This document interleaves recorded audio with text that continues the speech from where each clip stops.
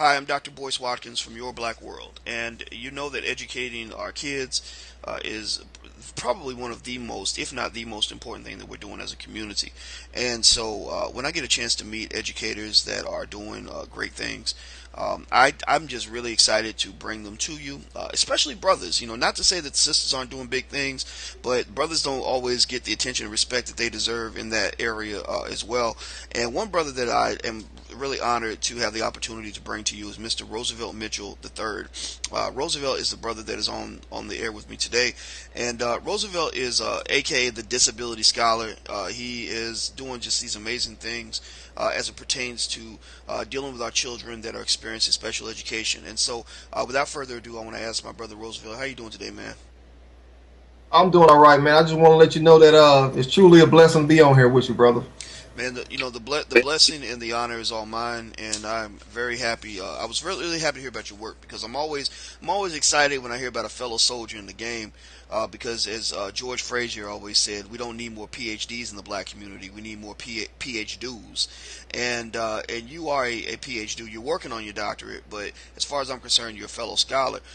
Now let's just start from the beginning. One of the ways I got to know about your work is you had actually sent a couple of books to me, and I know you sent one that was more scholarly, but you also sent one that actually I want to start with, which was a book called Kayden's Different.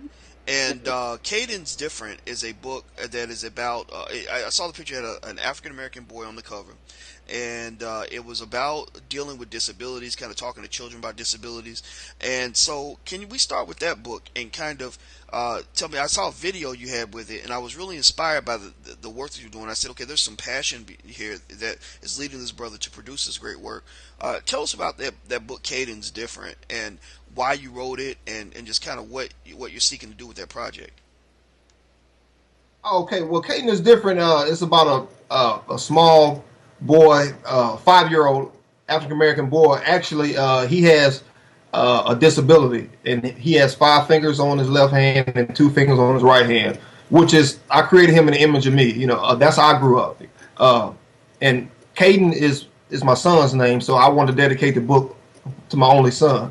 So, but how it came about is I had a first book called Diary of a Disability Scholar, and in it I speak about how kids with disabilities grow up and don't have any low self-esteem, and they don't have a sense of self because they never see themselves uh, in the media, on the television screen, in books, right? So I was in one of my doctor classes, and a principal of elementary school said, "Hey, I read your book, Mr. Mitchell, but you should write a children's book so my teachers can open up the conversation of disability to our kids."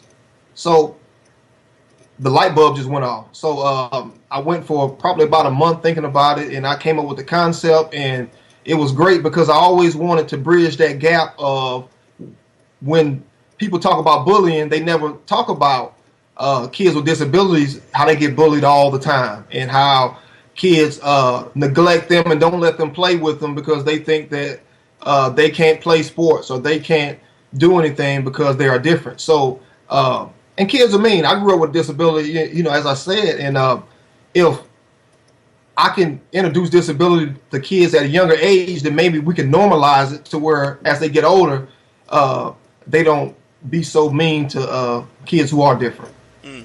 So, so it sounds to me like the book is doing at least a couple things. One, it is helping with those who either have a disability or those who have children in the family with disabilities. But it's also kind of heightening that awareness, maybe necessary sensitivity to those who have to understand that those words we might throw out as kids that seem funny at the time, that it's actually hurtful to other people, and that there should be a greater awareness about some of the bullying and some of the traumatic experiences that some of our kids go through when they have a disability. Am I in the ballpark there, or tell me Yes, more about sir. that? Yes, sir. Yes, sir. Definitely, because I think that as a society, Doctor Boys, we unconsciously marginalize people with disabilities, right? And not to say that people, you know, as adults we do it on purpose, but just think that when we go to church, right? I always tell people this: when we go to church, right?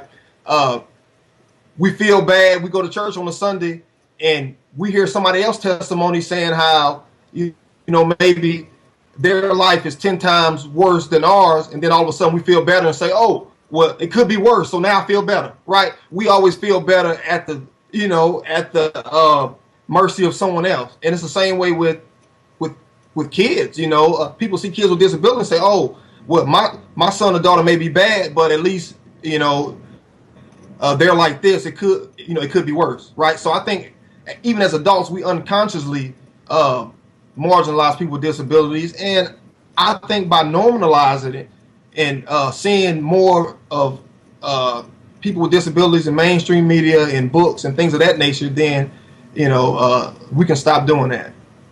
Interesting. Well, brother, I want to ask you. I want to read a couple of things to you, and I want to get your take on this because I think this is also something that I think puzzles a lot of people. Now, disability and education and special ed. That's really your thing. So you have Yes, sir. a lot of expertise in the area as well as experience, and you're on the front lines in this battle.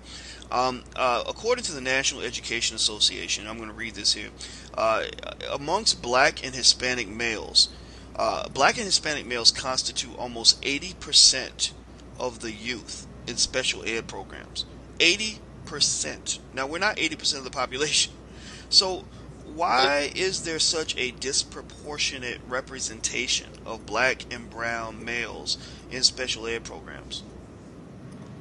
Well, I think that it stems from a larger problem of not enough African American male teachers, right? Because a lot of it I think is behaviors that educators can't understand certain student behaviors to where I can go in a space and some African American boys are cutting up and say, hey man, knock it off, and it's solved, but they are rebellious against others, right? Or others uh, approach them differently, so they don't get their response, right? So I think that then you're in a system where the parents don't really understand that the process of a child going to special education. So then you overrepresented in special education, and then I just truly believe that most of the kids, I say a high percentage, shouldn't be in special education. And if special education was doing what it was designed for, to just provide education with accommodations and modifications, it'd be fine. But special education is pretty much you getting sent to a class that's uh, different from the rest of the school, and you're not being challenged at all. It's different that they were still being challenged, but a lot of times they're not being challenged at all. And I think that if we get more African American male teachers in the profession, if we educate parents more on the process or the detriments of sending your children to special education, I think we can slowly turn the ship around. Well, I think that's interesting. I mean, I think that what you're describing, in terms of how uh, being put on that special education track in many districts can be not just detrimental, but ultimately destructive to the future of a young person. I think that's such an interesting thought experiment. I mean, because I can probably explain it with an example of a young man that I knew a few years ago. When he was maybe 4 or 5, his mama started getting a check for him because he had a disability. I never noticed a disability. He played video games like everybody else. He did everything that a lot of other kids did. Even when he became a teenager, he knew the rap lyrics and was thugged out and everything else. So apparently there was some form of there was some intelligence there, but according to the school district, he had this disability, which I really couldn't see. It seemed like kind of an arbitrary thing. But what happened was very interesting. Was when he went to school every day, and I remember I'd ask him, I'd see him every now and then. I said, "So what do you do in school?" He said, "Nothing. They just read to us." And I said, "So you're not learning how to read?" And he said, "Well, I can read a little bit." But he literally couldn't spell words. I'm talking about 16 years old, couldn't spell words like dog, cat, monkey, nothing like that. And I remember thinking, and I didn't know the young man well enough to really intervene in his life, but I remember thinking, and I tried to warn him of this. I said, now, with school not educating you, and then it got to a point where they didn't even make him come to school anymore. He got to be 16, and you're 16 years old. The school's not making you come to school. You don't go. He's hanging with his boys in the street. So where do you Right. think he ends up a couple of years later? Jail. Right. And so, Right. and it's almost like a pattern, almost like something that's almost of design.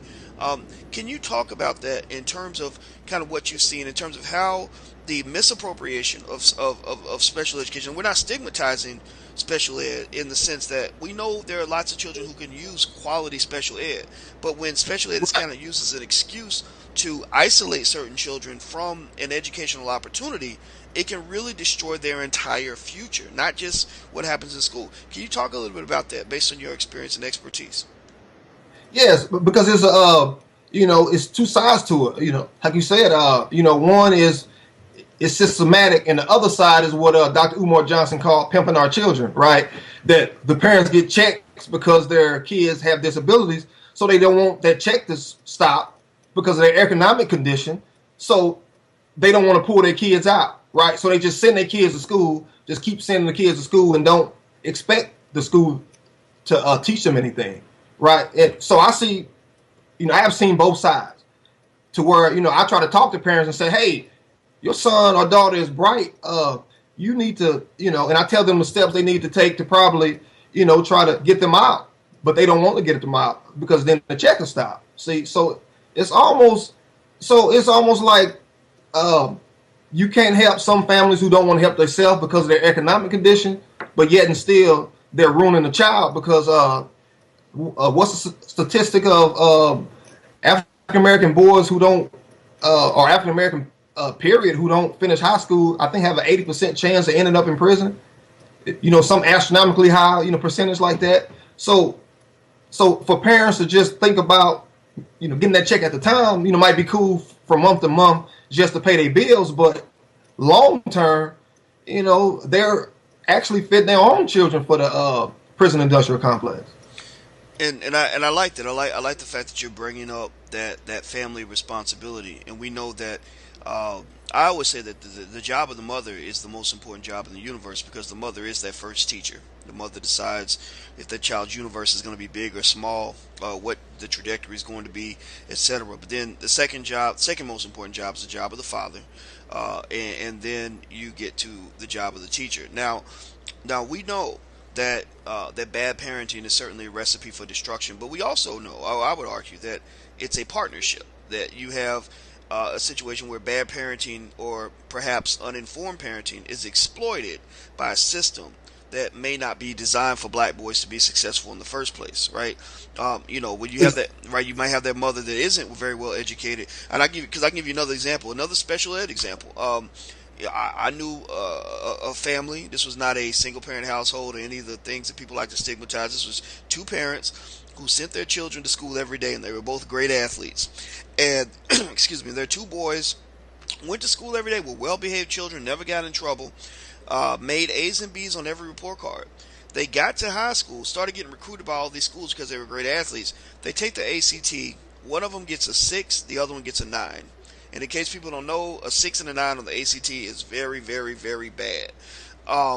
So I think they were shocked. They were sort of like they said, I don't understand. We sent our kids to school. We did what we were supposed to do. The kids weren't being educated. So it seems my point here is that it appears, and I want to definitely get your perspective on this. It appears to me that there is a collaboration. In many cases where the system provides the wrong incentives or the wrong environment educationally for many of these kids, which leads to their destruction. And so when you have gone to schools and you've kind of looked over how black boys are being educated, whether or not they're being exposed to African American male teachers, things like that, do you feel the systems are doing all that they can do to put teachers in front of these kids that actually care about their future? No. Not say that because I had this conversation with a lot of educators at my job and other places that I go and speak. I said, hey, I understand that it's a partnership. I understand that the parents supposed to prepare their kids for us, but we can't call this a school if there's no learning going on. We can't call this a school if there's no teaching going on. I said, we get paid for having the students from 8 to 3. So if you can't teach them how to read between 8 and 3, then we are failing as educators. We can't call this a school, right? We might as well call this a YMCA. There's no learning going on, just PE classes and art class. So so I said that's a problem of that we have to solve as educators of the 21st century is learning how to teach the kids, even with even with the broken homes, even with a lot of people don't talk about this, Dr. Watkins. What about the parents? The parents who have mental disabilities or physical disabilities along with their kids. Now, how can you expect a parent with a mental disability to prepare their kid, right? You can't just sit back and say, well, their parent got a mental disability, so even though they're getting a check and they was in special education, their kids in special education, then they're just a family doom. We can't think like that. I just had a family yesterday. The mom and dad was in special education. They both receiving disability checks, and the kid, and they called the school because they was gonna lose their refrigerator, right? So this therapist was trying to go around and collect money, saying, they got a refrigerator from Rent a Center, and I don't know if you ever dealt with Rent a Center, but Rent a Center charged those astronomically high interest rates, right? But they don't know any better, other than that. So, but they end up getting like a $1,700 gas bill, so they can't afford to pay both of them, So they call, needing help because they don't know, what to do at all. So the parents have no money management skills, right? So how can you expect a family like that to prepare a child to school, to come to school? So I think we have to put more on the educators, and I say that not in a demonizing way, because I know educators say, well, everybody always is owners or this and that. But I say, hey, if you go to the doctor and you pay him and he doesn't cure what he's supposed to cure, you're gonna say there's something wrong with the doctor. So that's just you might need to find a new profession, right? So I think that but getting back to your question is so I think it's on both sides. I think that the system isn't designed for African American boys because of the culture issue, right? Because of the hip hop, Because I tell our teachers, how can you educate black boys when you don't understand their culture? You don't listen to their music. You don't understand, their beliefs, right? So how can you connect with them if teaching is about building upon their prior knowledge and what they already know? So how can you go down to their level and lift them up if you don't even know where their level, is located, right? So it's almost like a tale of two tapes. Well, it's interesting, brother. It's almost like the issue that black people and black boys especially have with the school system and these white teachers from the suburbs, the white females from the suburbs teaching black boys in the inner city, that clash, that constant clash. It reminds me a little bit of the clash you see when you have white police officers from the suburbs policing people from the inner city, right? Right. You have constant miscommunication. You're dealing with somebody who probably does not love you. You're certainly dealing with somebody who probably does not understand you.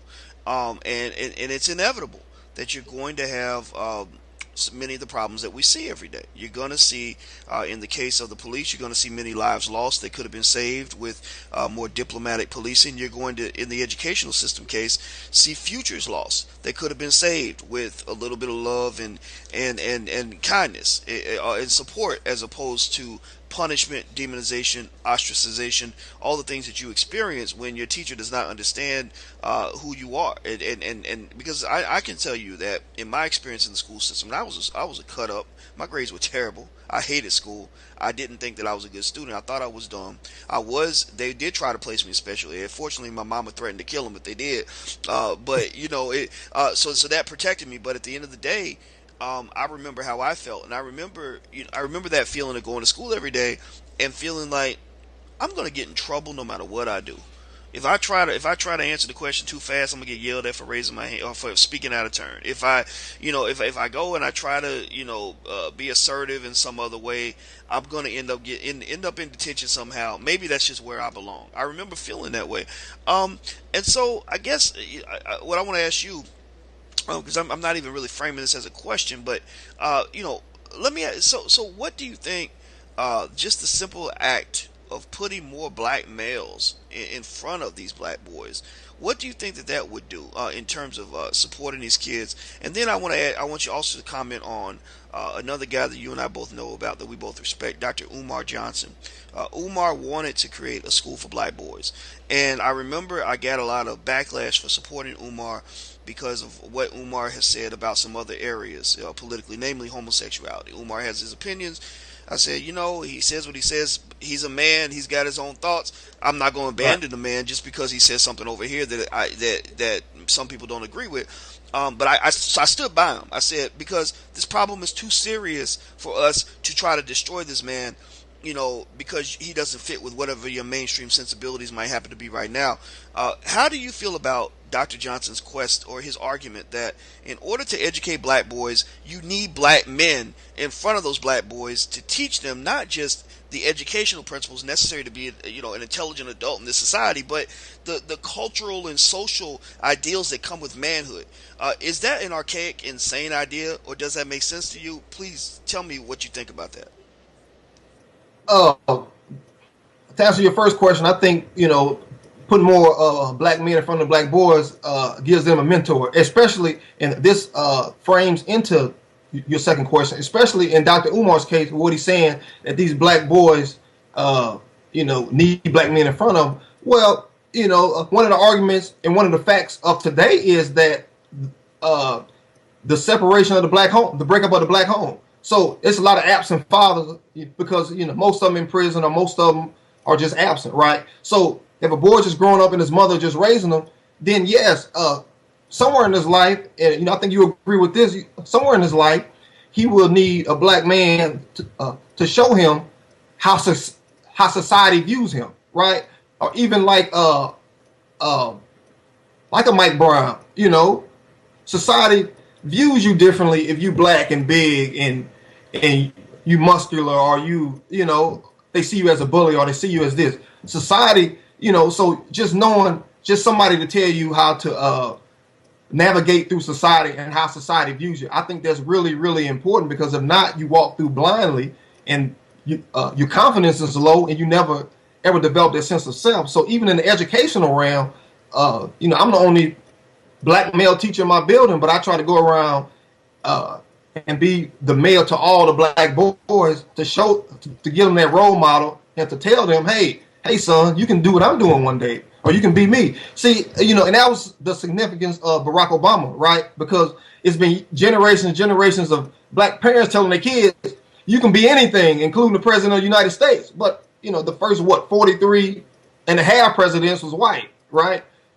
Then you get Barack, and then now that visual shows, okay, now it's different. Now we can see it. Now it's real, right? So just having a black man, or just seeing a black man doing something, like me growing up, I didn't know any writers, I didn't know any scholars, right? It wasn't until I was in my 20s until I got on YouTube and saw you, Dr. Cornel West, and all those guys, right? So just seeing somebody do something other than sell drugs, right?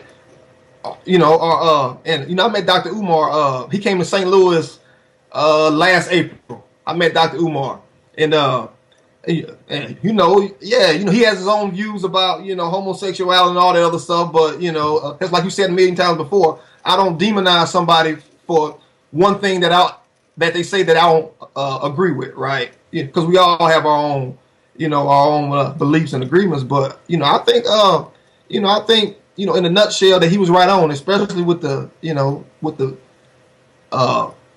black male not being around a lot in kids' lives. I think that it's very important that they get it in the educational realm. But I mean, not saying that only black men can teach black boys or black girls. I'm not saying that, but I'm saying that they black men bring more to the table, not just for black boys and girls, but for all races.